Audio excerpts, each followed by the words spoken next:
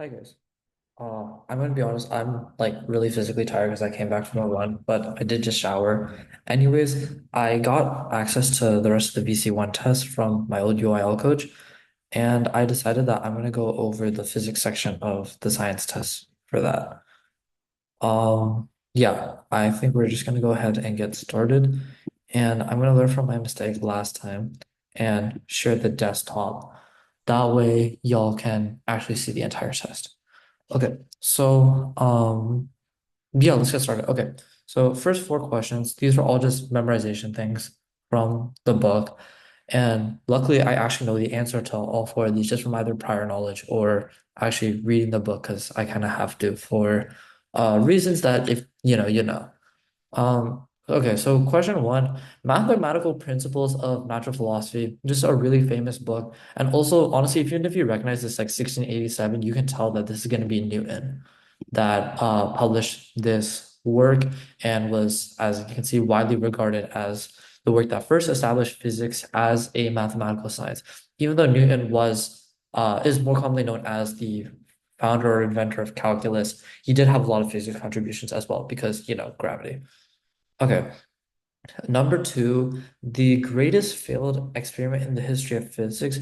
This is, and I might pronounce this wrong, the Michelson-Morley experiment. And this was an experiment that was completed, but the reason behind the failure of it, if I remember right, was because there was this whole concept of a mysterious element called the ether that existed. It was kind of like the fifth element of the world. And this experiment basically just disproved the existence of that. And I'm gonna double check this, but if I remember right, this also had something to do with the speed of light. I believe it disproved the fact that it changes in reference frames through that.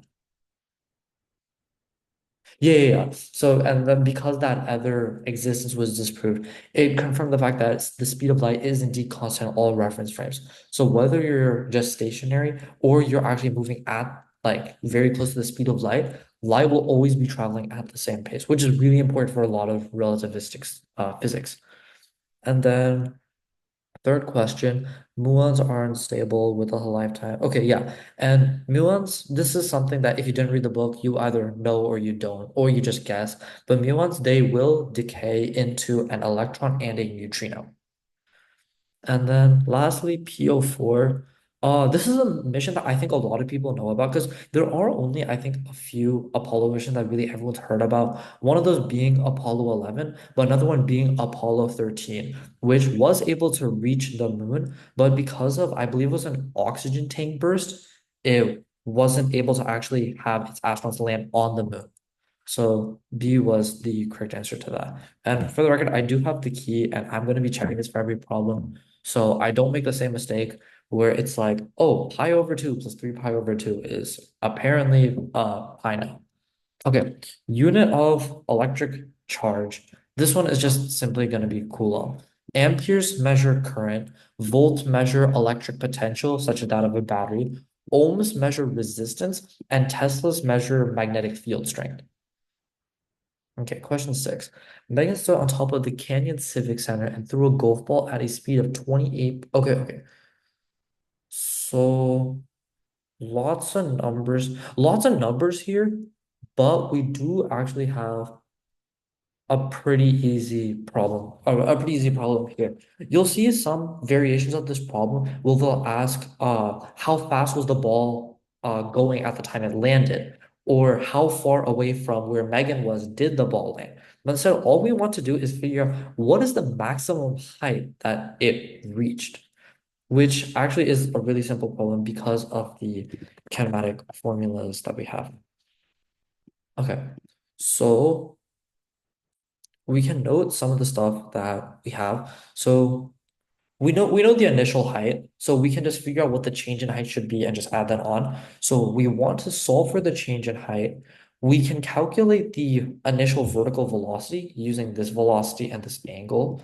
We know the vertical acceleration, and one really important thing is that at the very top of the ball's trajectory, the vertical velocity of the ball at that moment will be zero. And that's something really important for 2D kinematics, that if you're throwing a ball, regardless of what angle it's at its very peak, it may have a horizontal component of velocity. And if anything, it will unless it's thrown directly up.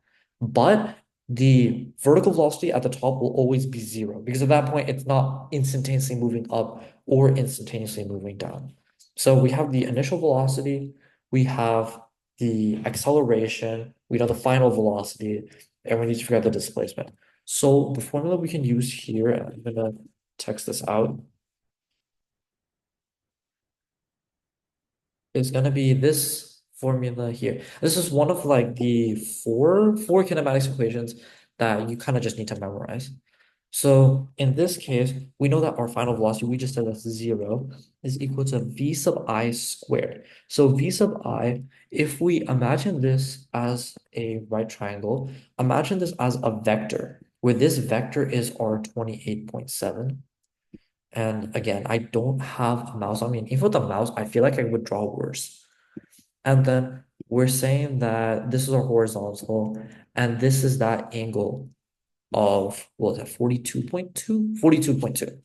So what we'll do is we can just use our trig functions, and we end up getting that 28.7 times the sine of our angle is going to be equal to that vertical component of the velocity. We can just derive this easily from the definition of sine, which is opposite over hypotenuse for a right triangle. So in this case, we have 28.7 times the sine. I can't even remember if I said sine or cosine, but yeah, it should be sine. You multiply by the sine because it's the opposite one. So 42.2 degrees plus 2 times the acceleration. We'll use negative 9.81. I always use negative 9.81 because I have a calculator. Oftentimes in like, especially like school physics though, like AP physics, I'll always just estimate with 10 really quick in my head just so I have a general idea of where my answer should be. And then times delta, let's go with y, just because we are moving in the vertical direction. So then what we would do is that we would basically just solve for this. So 20.7 times the sine of 2.2 degrees squared divided by 2 divided by 9.8. Once you just move this stuff, you'll end up getting that is 18.94271. So this is the displacement change.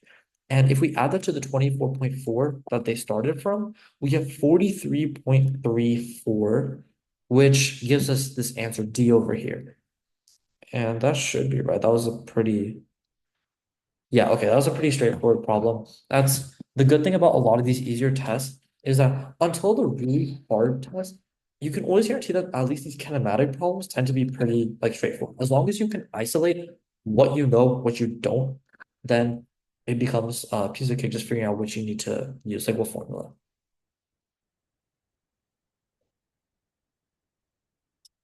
Okay. So with that time, hopefully you had time to read question 7. And I got water on my glasses. But this is going to be an Atwood machine. This is a setup that you'll see a lot. But the general idea with an Atwood machine is that you have a pulley with two blocks, right? Either they're both hanging down or one's hanging down and one is on the surface. So we're told that there's kinetic friction on the top block with the surface, and we're told this bottom block is falling. So first of all, this pulley is frictionless, right? This pulley being frictionless is really important because it means that the acceleration of the blocks will be equal. If the pulley had friction or if the pulley had a significant enough mass, we would have to consider its torque, which is like a whole different story, way more advanced that you wouldn't likely see until like regionals maybe. So I'm not going to get into the details on that. So what we can do is we can draw a bunch of free body diagrams. So we note here that we're going to have a force of gravity down. I'm going to write weight, W for weight. And similarly here, we have that weight force. Then, since this is on a surface, we have our normal force. We have the tension force pulling up on the block because it's resisting the downward movement. And here we have tension pulling this block right. And then lastly, if tension is pulling the block right, our friction force is going to be this way. Okay? So several things we can point out real quick. First thing is that I have the text thing here, so I can type some of the stuff out, make it a bit quicker. We can calculate these weight forces real quick, and we know that since these vertical forces must cancel out, because this block isn't going to suddenly rise or suddenly sink, normal force is equal to weight force. So here, our weight force is going to be, I'm going to use a different color so it doesn't blend in. Let's use, because UT and Halloween, I guess. But yeah, if we multiply 1.11 by 9.81, I'll use 9.81 just because I did it for the other problem. Now that I think about it, I use 9.8 more. But whatever, it's okay. So 10.8891. So 10.8891. And this is going to be in newtons. I'm not going to write it newtons. I'm not actually going to write that it is newtons. But that should be something you should consider. And then here we have our weight force and we have our normal force, right? Now, our frictional force is going to be equal to our normal force times the static, not static, kinetic friction, kinetic coefficient of friction or coefficient of kinetic friction. I always word it like different ways every time. But in this case, it's going to be the 0.305 times this number that we just calculated. 0.305. So this becomes our frictional force. And then from here, we can write some F-net statements. So we know that, I'm going to move it here just so I can see the problem, but I'm going to put it down here later. So we know here that in the horizontal direction, we should have T minus the 6.64, right, is equal to, this net force is equal to the mass times the acceleration. So in this case, 2.22a. And then secondly, in our block that's moving up and down, we have that the weight force, and uh actually I'll write this out and explain why later. We would have 10.8891 minus the tension force equals 1.11a. Right. And what you may be wondering is that since the block is going to be moving down, why isn't our acceleration negative and why are we considering the weight force positive? The reason why is because this doesn't matter as long as we're consistent with our movement. So as long as we say any downward motion is going to be a positive, we're fine. In this case, it allows us to have like inner values because the alternative would be that we'd have a negative here, we'd have a positive here, we'd have a negative here. It makes some stuff annoying to cancel. So we get this. I'm gonna make this a bit bigger size, right? Then what we can do is do some clever manipulation and add these two equations. And this is where the fact that I use down as positive becomes really important. So if we add these two equations, we have 10.8891 minus 6.64 is equal to the sum of those acceleration values because and you notice that this t plus t and this minus t are going to cancel. That's really important. And that because that takes out tension from the equation. So then all we have to do is just solve for a here. And we get a is this, right? So this becomes our acceleration. Then all we have to do is figure out what the tension is. So we can just plug it into either of these two equations. I'll go ahead and plug it into the top. And then we're gonna add that, what is that? Let me delete this real quick. 6.642351, 9.47. So that's gonna be this 9.46 here. And again, just note that there's always a chance that you may ever be so slightly off just because of different, like in this case, it's because of the value of G, because I believe VC may use 9.8 instead. Yeah, VC uses 9.8. So I'll probably start using that from now on. But yeah, usually the answers are adapted so that even if you put 9.81, you'll be fine. Even if you put 10, you may still be fine. But I wouldn't recommend using 10 unless you're doing estimating and you don't have a calculator. So in this case, not for something like this. So I'm gonna double check. Yeah, that's good. Okay.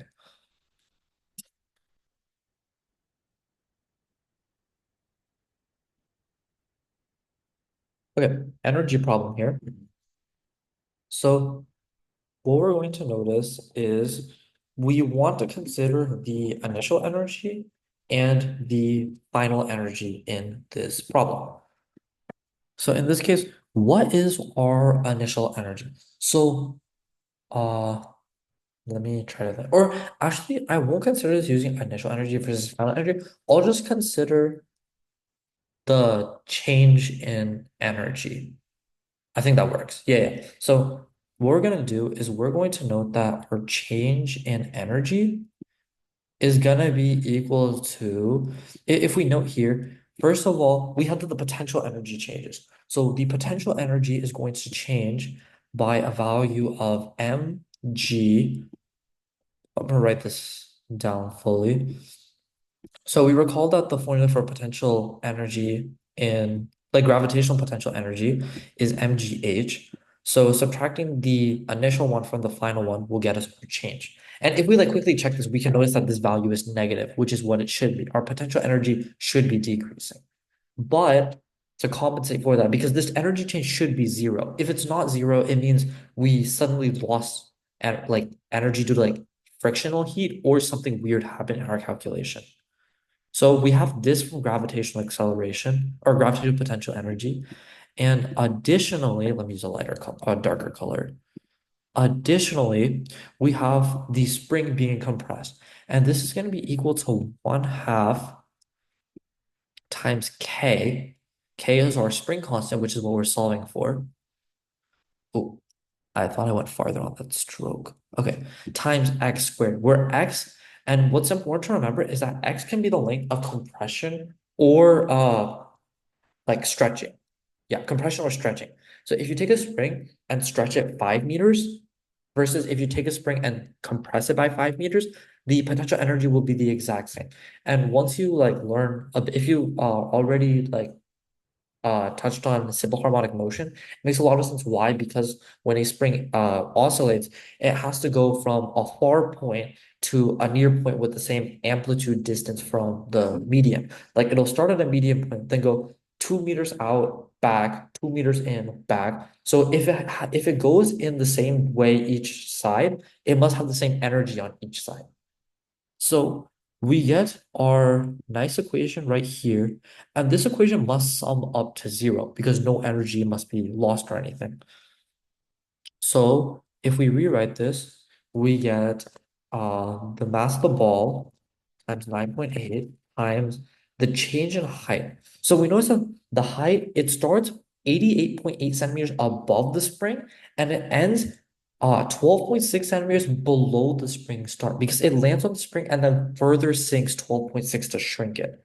So that means that if we consider like where the spring originally is as zero, the final height is negative 12.6 and the starting height is 88.8. And actually, let me convert these to meters.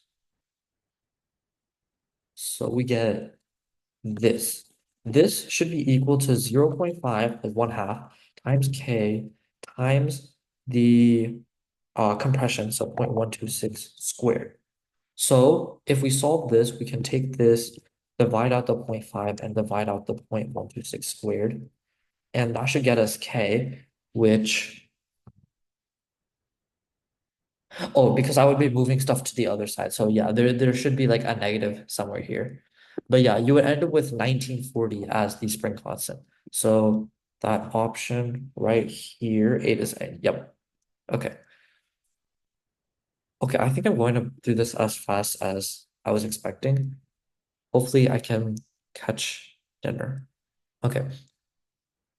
So we have this rotating at some speed. We know the reading of the reading head of the drive. Okay, I don't know what a reading head is, but we'll just assume it's some point on like the circle, and we're saying that it's 2.87 centimeters away from the center of this disk.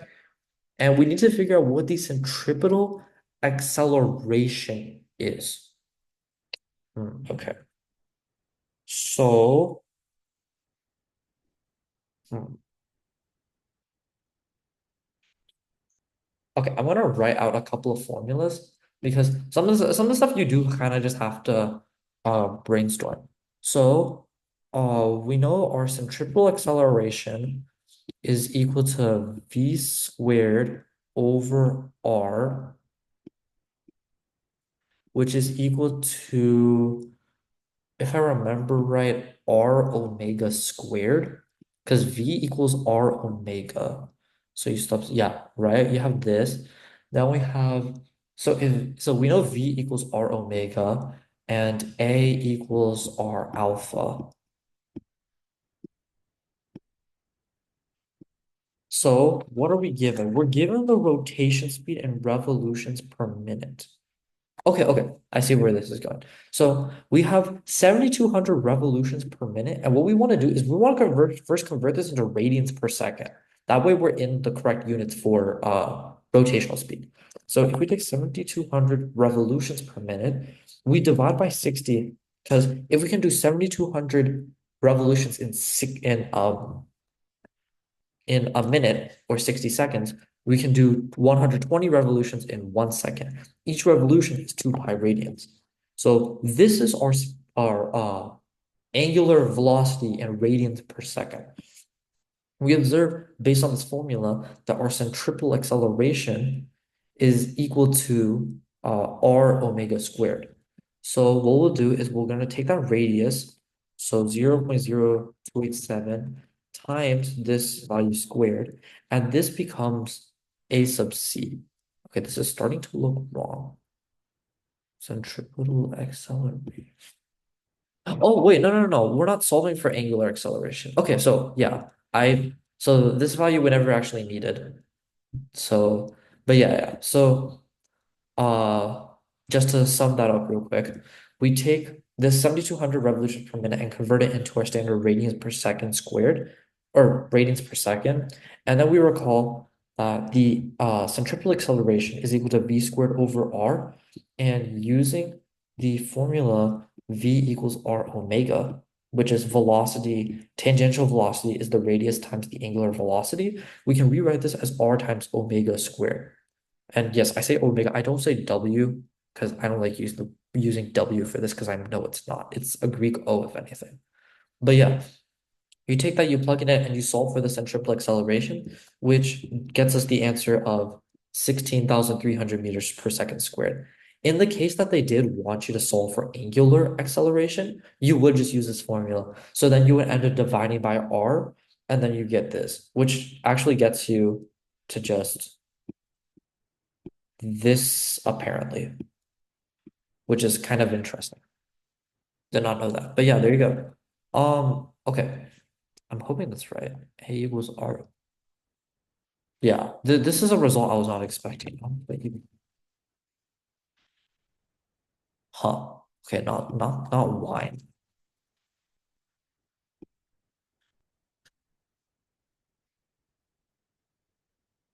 Okay, so apparently it is a right formula. I guess y'all can read this if you want. I'll like scroll through it. Y'all can pause and read it, but that is a later problem for me.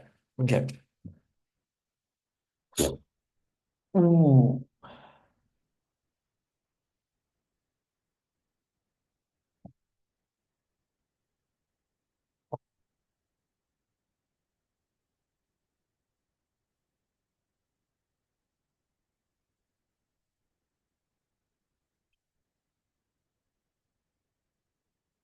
This one I'm actually kind of curious about. I want to see, because this probably does relate to the Doppler equation, but I want to see if they have a more clear solution than I do.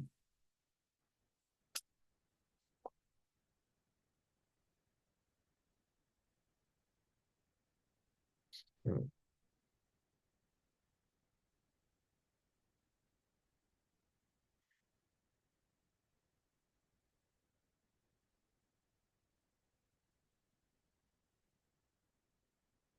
So you have the source. Okay, this one does make sense. And I think the most confusing part about this problem is the fact that you have this reflection. Usually in these problems, you'll have like, for instance, like, oh, you're standing at a train station and suddenly a train whistles by. It's normal frequency is this, what do you hear? But in this case, you have a bat which emits a frequency and not only sends it, but then also has to reinterpret it. So because of that, we have to actually use the Doppler effect equation twice. And the Doppler effect equation is that the frequency that the observer perceives is equal to the frequency that the source actually emits times this ratio, which is going to be, I'm gonna write this down.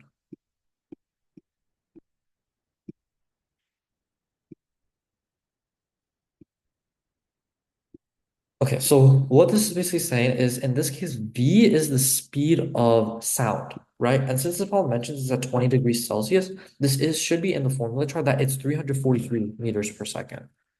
And what this means is that if we have if our source and our object are moving closer to each other, even if one is stationary, if they're moving closer to each other, then this plus and this minus will take over. But if they're moving farther apart, we use the bottom things. So just to double check, we should use the source first. And yeah, so we notice that in both cases, we are moving closer to the source. Like we're always moving towards the building in downtown Austin. So we are always going to use this plus right here, this minus right here.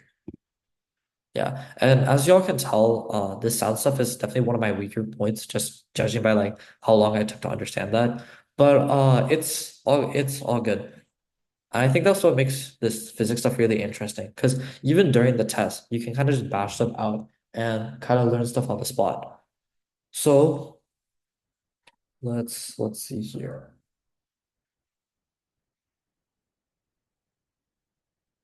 Hmm. Okay, so I'm gonna try my best to explain this. This could actually end up being an incorrect explanation. We'll see. Okay, so we start with the first reflection. So F, I'll call this F prime. And in this case, the frequency of our source is going to be that 45. I can't remember if this is kilohertz or yeah, kilohertz. 45 times, in this case, 343. Actually, I'll just write V. V is easier because we know it's V.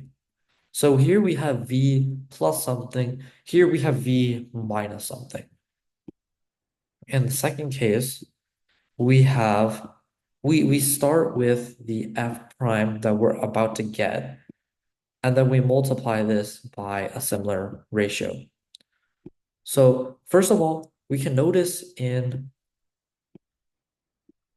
so when we first send out the thing, right? Our observer, in this case, our bat is the one that's moving, right? Our bat is moving and is emitting the source. So we're actually not going to have a V sub S or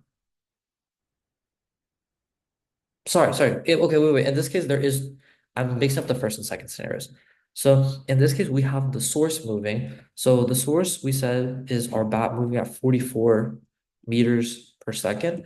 And then meanwhile, our observer in this case would be stationary because the bat relative to the emitted source like instantaneously is stationary. I think that's a proper explanation. And then the second scenario is like way easier to understand because we have the sound coming back at us. So in this case, we have our bat, which is our observer, moving at 44 meters per second, and then the source this time becomes stationary. Yeah. So yeah, again, sorry about that. That was kind of a pretty bad explanation.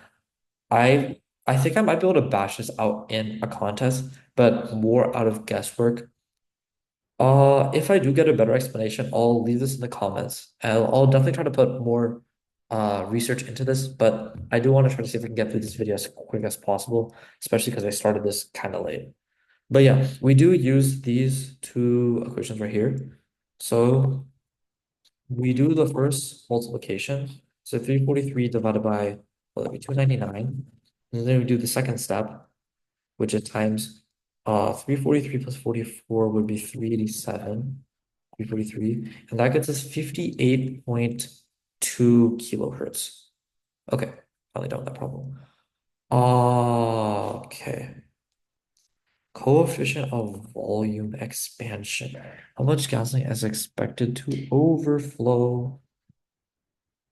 Okay, so general idea for these problems is that okay, so you usually see these problems very rarely, but you'll see them both in linear expansion and volumetric expansion. So our linear expansion is that the change in length is going to be equal to this coefficient times our original length times the temperature. In other words, the percent change of the length is proportional to this coefficient and as well proportional to our temperature. Or sorry, the change in temperature, because we're going to be heating something up. That's what's causing the expansion. Similarly, our change in volume is equal to our coefficient, which is beta, times our, sorry, initial volume times the change in temperature. So in this case, we just need to figure out the difference in volume between the gasoline and for the steel. So in this case, the gasoline is gonna be 90 plus the change, which is gonna be equal to steel is 35 times 10 to the negative 6 times V, which is 90, and then the change in temperature is 21. Okay, so this is what the steel ends up as. So this is, sorry, yeah, this is the steel. And then for the gasoline, the only difference is that this is just 950. So what we're going to observe is that this is the new volume of the tank, but then this is the new volume of the gasoline. So then we just subtract these and we get 1.73 liters, just like that. And again, this is just a formula you have to know. I think this does come up in physics too, but we barely used it. Okay. P12. Okay, this is gonna take me a bit. I think the move may be to do this one and then actually go to eat dinner. So you'll see like a random change. Anyways, so here is all about parallel and series resistors. This is one of those questions where even though you're not in the class, like even if you're not in physics 2, even if you're not in E&M, this stuff, if you just really put in the effort, within an hour, you should be like really, really solid at this stuff, both with resistors and with capacitors on like these P12 problems. Okay. So what we want to do is we want to start by finding the equivalent resistance of the entire circuit. In other words, what resistor could we replace this entire section with such that the current produced will be the exact same, like this initial current coming from right here. Okay, so what we do is we're going to start by replacing this component right here, the 64 and the 88. And if we use the parallel the parallel resistor formula, we have 1 over 1 over 64 plus 1 over 88, 37.05. So this component is really just 37.05 ohms. In other words, if I replaced it with that resistor, then whatever current would go through this component would still be the same as just a single resistor. Then imagine we have a single resistor of 37 ohms and we put a 112 and then a 128. Then we can use the series formula, which adds all these together to find one big equivalent resistor. In this case, we have this plus this plus this. So 277.05. So 207, I'll just say 277. Honestly, this 0.505 will probably not matter as much. Okay, so what does this mean? Now we can use Ohm's law, which states, and we got to remember this, V equals I R. Okay, if we take our V, which is the battery, and then we divide it by our resistance, we get this current 0.173, well, we'll say 0.1733. 0.1733. Okay. So We're told to find the current in the 64 ohm resistor. So what's going to happen? This current of 0.1733 is going to go up here, down here. It's going to split off here, then come back, then go through this resistor, then go through this resistor. So there's a couple of different ways we can do this problem. And I'm going to do the most straightforward one. The other way involves knowing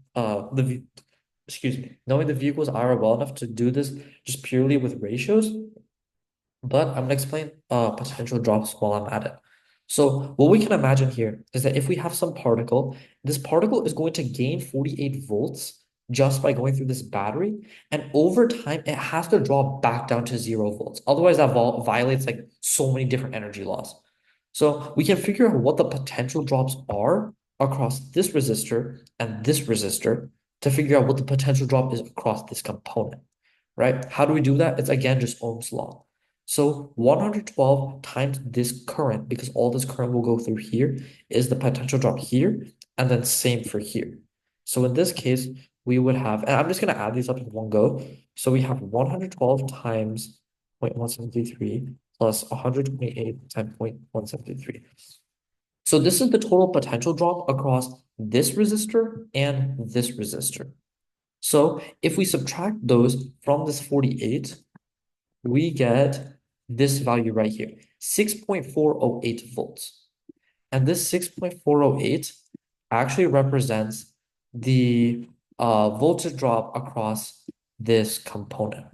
And what's important to realize is that because of we have to consider the fact that we said that our current must split here. But if our current splits, it should be like relative. It should have no reason to necessarily favor one over the other enough because obviously once here, let me think of a better way to phrase this. If we have two different resistors, right? One is going to resist charge more. So under the same potential, one is going to have less current go through it. So in this case, the 88 is going to have less current through it than the 64 ohm resistor. But regardless of which way it goes, it should have the same potential drop because every single particle should be able to pick one of these two paths and have the same drop. If this one dropped more than this one or vice versa, then it would be like really weird in terms of how it would balance out. So that means that this potential drop here is equal to the potential drop just across this resistor. So if we take our V right here and divide it by our R, we get 6.408 divided by 64. We get 0.100125, aka a 0.10 amp current going through this 64 ohm resistor. Okay, you know what? I decided that I'm just gonna go ahead and just finish this up. I don't want to do this in multiple takes. Okay, let me double check 12. 12 is A. Yep, okay, we're good. Okay, 13 is electric potential at point C. Yep. So, oops, on Discord. I was like instinct, which is kind of embarrassing. Okay. So electric potential, first of all, really important to remember is that electric potential is a scalar quantity, so we don't have to consider direction at all. If this problem asks us for electric field or electric force, then we would have to consider that, oh, where is this particle positive or negative? Where is the point that we're referring to? And then consider direction. But here we can just take a formula, plug it in, add all the values up. And in this case, that formula is V equals KQ over R. Coulomb's constant times the charge divided by the distance from the charge to our point. In this case, I'm going to use Desmos just so this shows cleanly. So Coulomb's constant we'll estimate as 9 times 10 to the ninth. It's more proper to use 8.99. I think they use 8.99 here. Yeah, it's more probably use 8.99, but not especially with the magnitude of the number, 9 is going to be close enough. And worst case, we'll just update it.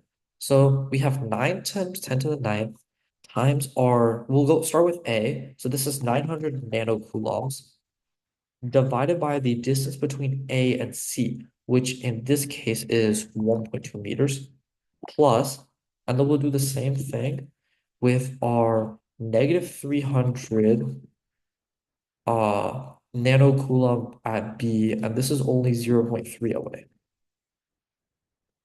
which gives us negative 2250 volts. So actually, we do end up getting that on the dot. If I change this to 8.99, yeah, it just ends up negative 2247.5. So very, very similar. This becomes our answer. Okay. Solenoid. I think I remember this. I'm going to double check. We can double check depending on if I get my answer right or not. But the idea with a solenoid is that the formula for the magnetic field should, if I remember right, be, it should not depend on the radius. So it should be mu, which is the magnetic permittivity. I think that's what it's called. Permittivity.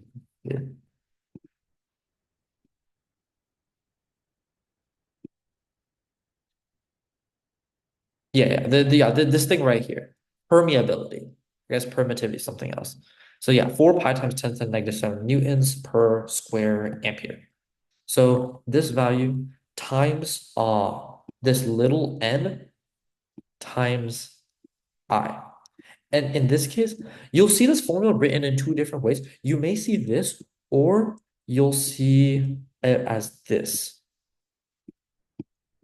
And the only difference in this formula is going to be just how little n is defined. Little n is just the ratio between the number of turns. Is the little n is just turns per unit length, or in this case, turns per meter. Where here, big N is the number of turns, L is the length in meters, so it is just the same thing. So all we have to do is just plug it into, we'll say this formula. So in this case, we have 4 pi times 10 to the negative 7 times our number of turns, which is 600, times current, divided by our length. This gets us 0.0201. So we get E right here, 0.02 Teslas. 14E, yep. Okay. 15 transformers. Okay. Transformers, if I remember right, the idea behind a transformer is that they always have the same power between the primary and the secondary, right? And just ignore the fact here that it says AC, which means alternating current. That's not a factor that we have to consider. So in this case, so we have P of our, it should be P. P of our primary is equal to P in our secondary. So this means that I primary times the V in the primary is equal to I in the secondary times V in the secondary. And this just comes from the formula P equals IV. And then trying to remember, it should be that,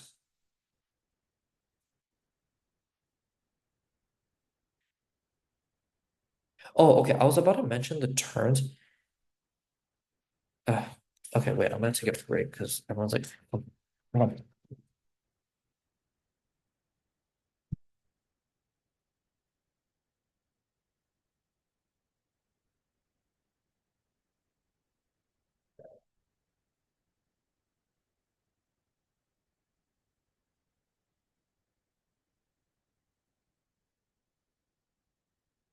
People need to consider having their cards or like going on the right floor so they don't have to like knock on the study lounge and ask for people to let them in.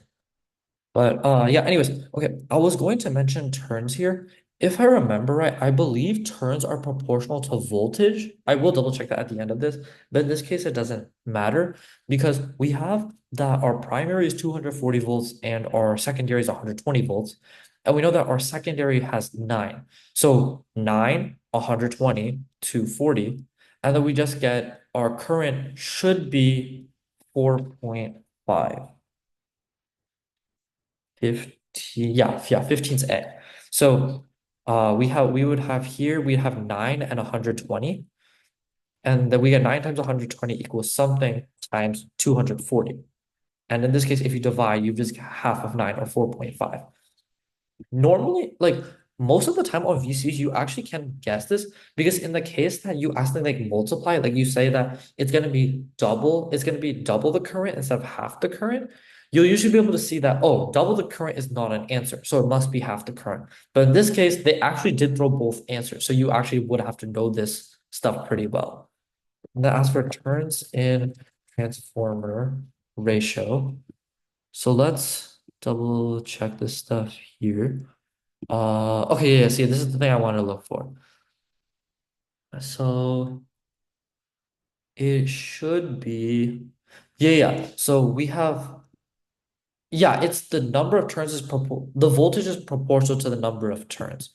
So you just have V is proportional to N. Oh my God, that's a bad sign. Proportional to N, the number of turns. So you could also substitute these here. You could say that the current in the primary times the turns in the primary equals the current in the secondary times the turns in the secondary. Okay. Question 16. My favorite, the optics problems. So I'll let y'all read this for a second. Honestly, read 17 too. I'll let you read just next couple.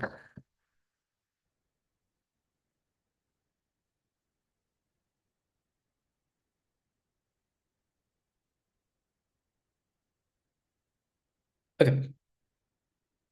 Do do do. Okay, so here we have a 2-inch tall candle is placed 24 centimeters from a convex mirror with a focal length of negative 36 centimeters. Describe the image. Okay, so all of these really easy optics problems, and this works up to like districts and honestly even regions sometimes. 1 over d sub O plus 1 over d sub I equals 1 over f. This thing is like the holy grail of optics problems. It's like V equals IR. You'll learn with circuits that V equals IR Ohm's law is like the holy grail of circuits. This is the same thing for optics. Literally everything you can just solve with this as long as you know a bit of theory afterwards. So in this case, d sub I represents d sub O represents the distance from the object to our lens or our mirror or our glass structure, whatever it is. And then d sub I is the distance from the created image to that, and f is just our focal length. So in this case, we would have 24 here, and then we set our focal length is negative 36. So we can solve for d sub I, and I'm just going to solve this real quick. You should be able to figure out the algebra on your own. You get this as negative 14.4. Okay, so what in the world does this mean? Regarding this whole real, virtual, inverted, erect, reduced, and large, whatever. So reduced and large just refers to like how the size of the image changes. Is our image bigger or smaller than our candle? Inverted and erect means whether our image is going to be a flipped version of our original or it's going to be staying the same. I don't know why VC always uses the word erect instead of upright because I've seen upright a lot more in classes. So I don't know about that. And then as for real versus virtual, if I remember, the idea is just that virtual images are images that you can't like touch or anything, and you're able to project them, I think. And-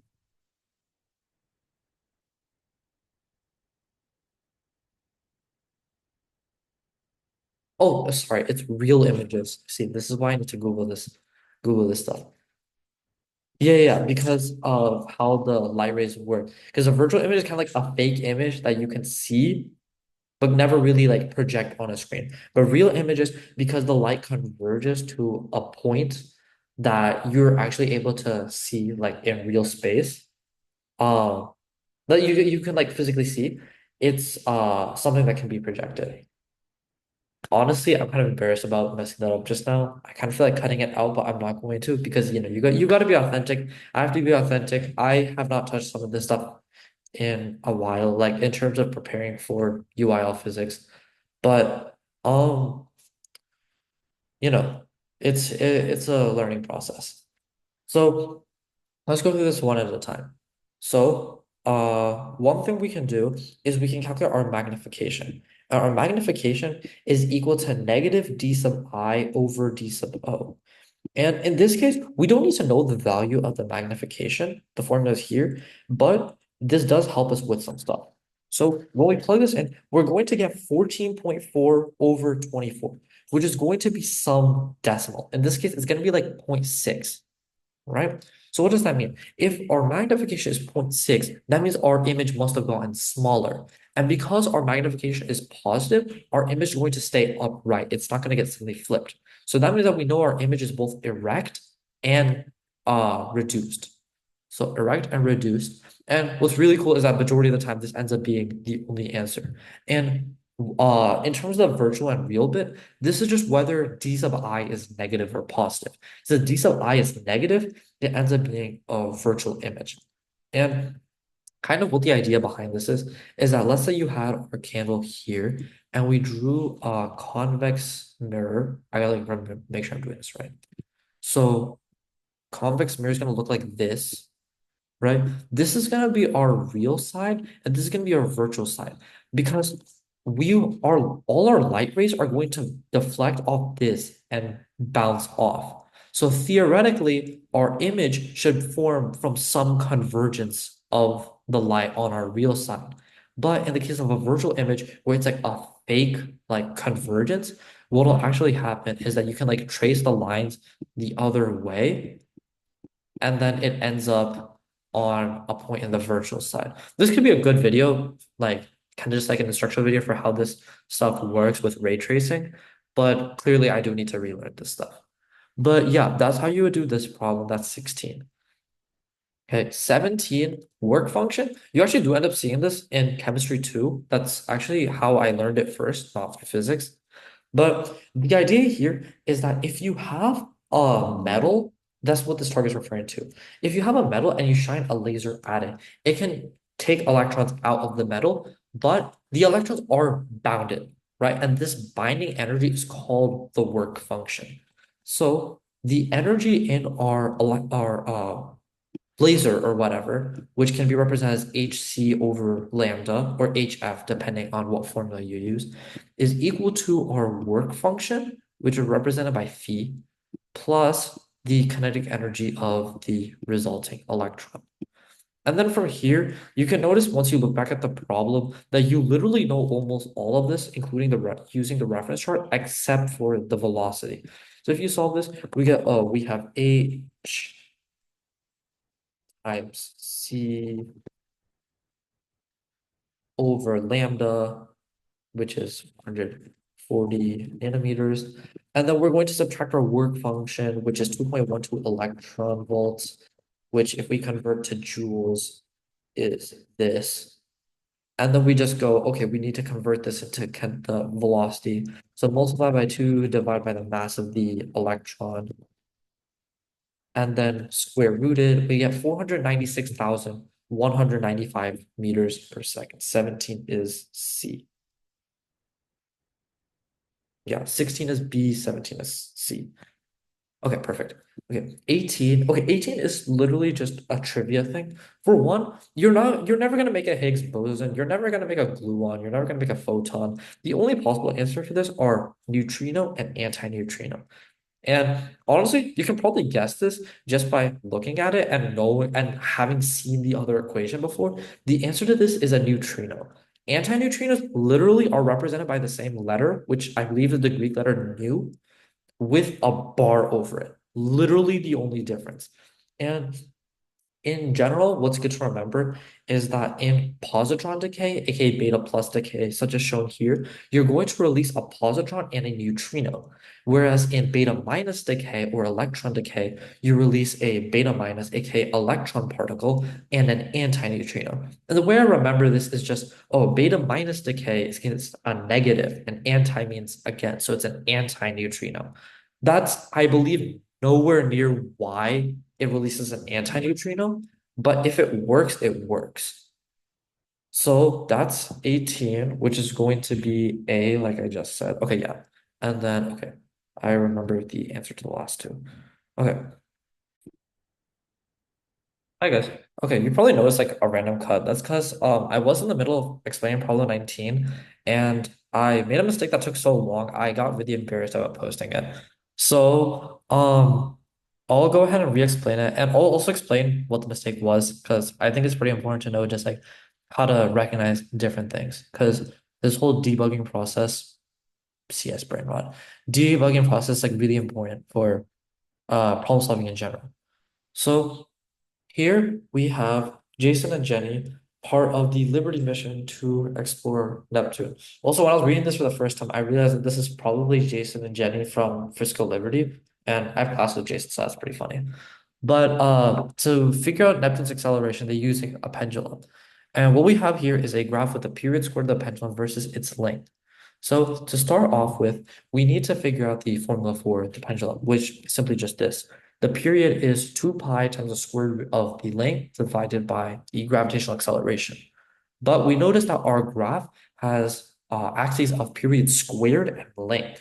So you notice how we have the square root of each of those. So what if we just square each side? We're not changing the equivalence of it. There's no sudden constant we have, like if it was a constant integration or something. So we can just square each side,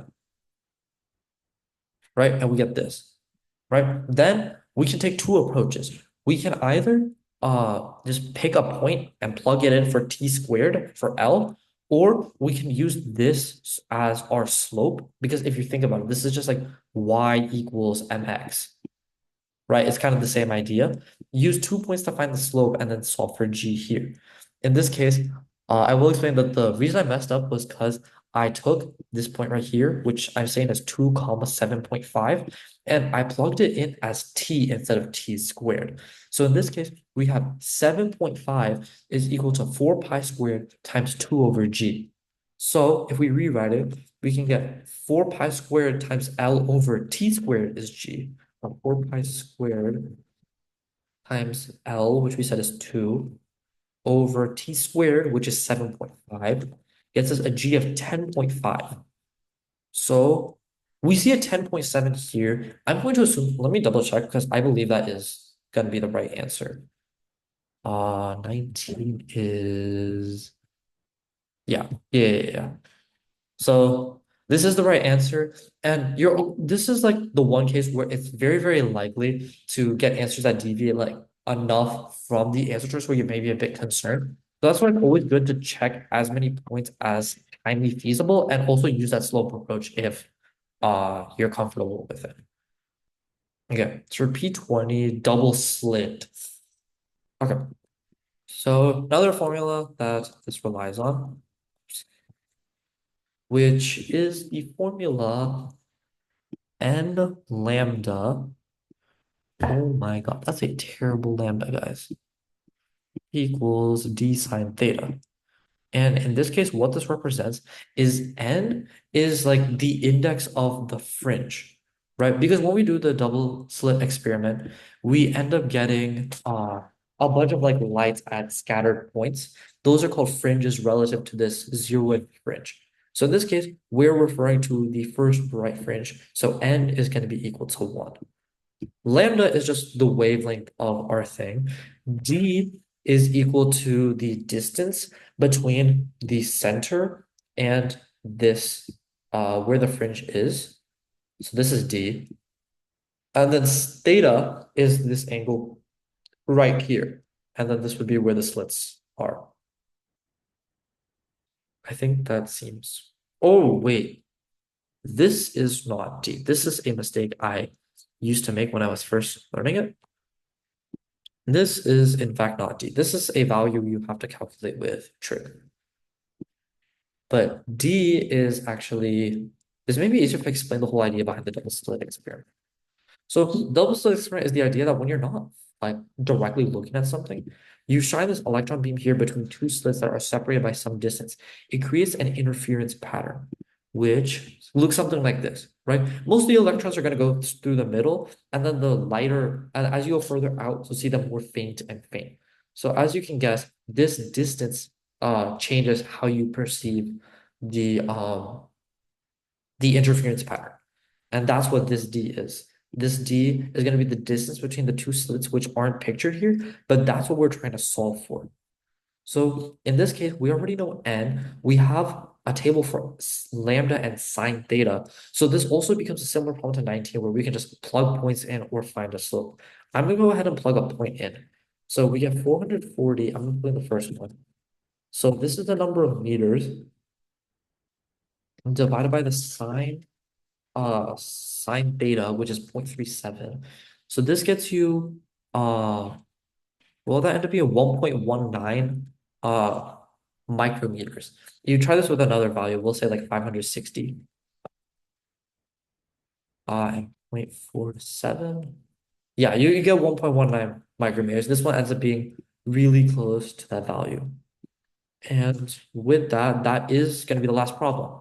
So, again, sorry for all the tiny mess ups, but I do think I do like the idea of doing these problems completely authentically, just on the spot, because for one, I think it helps just like work through the mind process a lot better because no one is going to be doing these problems all perfectly. You're going to need time to think about it, and you may mess up, and it's important to just like try again, see if you can get there.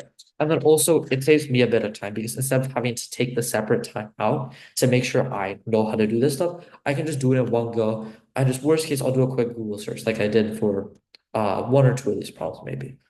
So yeah, that includes that. I don't really have any further plans for VC1 walkthroughs. I'm thinking maybe either chemistry or like calc SNGs. I'm not too sure. But yeah, I think I may just make a poll. Oops, not what I meant to go. Make a poll on the YouTube, and then we'll see how that goes. We'll see if anyone even responds. But people did watch the first video a lot, so that's good. And yeah, I think that's all from me. So y'all have a good day, night, whatever, and I'll just clip this and send it out. I don't know why I'm saying that. Y'all are gonna see this as a finished project anyways. But yeah, bye.